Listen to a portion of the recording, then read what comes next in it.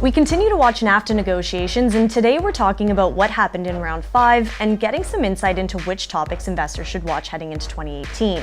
Joining us again is Brittany Baumann from TD Securities. Thanks for being here. Thanks for having me.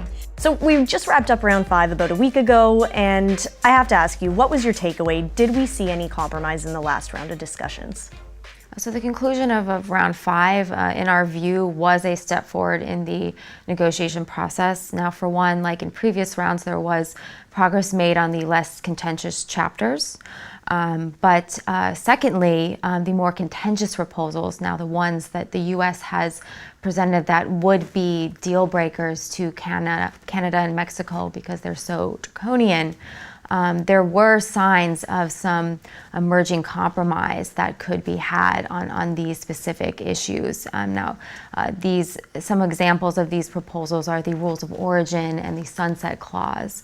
And it appears that Canada and Mexico are now starting to offer counter proposals and something that the U.S. could potentially concede on. January 23rd, we're going to kick off round 6. And you wrote in your report that each round of discussions now is becoming more and more important. Why is that? So this has to do with the timeline of negotiations. So we started out the process in August and with the goal of wrapping everything up by December. Now that has since been extended into next year. So not exactly a bad thing. For one, there's the main goal of modernization of the agreement that has been in place for over 20 years.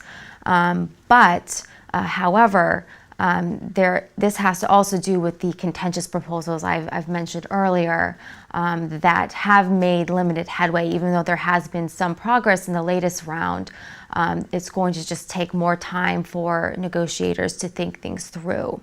And you also mentioned there's an implicit deadline coming up of March, which is pretty important. So that is the new implicit deadline. So the goal is now wrapping up everything up by March. Now, why by the end of the first quarter? Well, this is to end talks well ahead of a few key events happening later on in the year that could potentially complicate the process. And two examples of this is the Mexican general election in July and then the U.S. midterm elections in November. You brought a chart with you. We're going to get it up on the screen. You've highlighted 3 NAFTA risk scenarios and what each could mean for the Mexican peso and the Canadian dollar.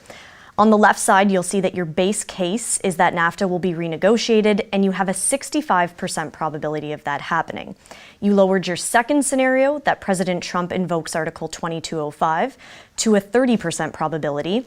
And the final, at the bottom, is that they can't reach a deal and NAFTA is terminated, and you still have that at about a 5% chance.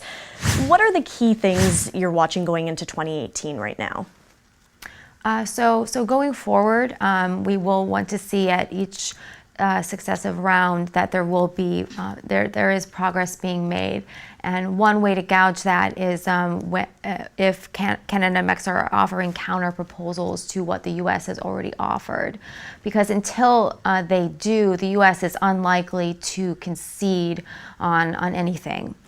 So then the next round in January, that's something key to watch. Now our base case is for NAFTA to be renegotiated and signed by all 3 parties without the use of the so-called Article 2205, which is effectively a 6-month notice to the other 2 parties of termination. However, I would mention that it is non-binding. So in that case, we do give that still a non-trivial risk, just based on Trump's own negotiating tactics he may have in mind. So specifically, if talks drag further into the year, he might feel pressured to take action and really act on his own campaign promises of renegotiating the agreement. But in that case, however, that would not necessarily mean that the agreement would be terminated. We think it's in the U.S. best interests to create a new trade agreement to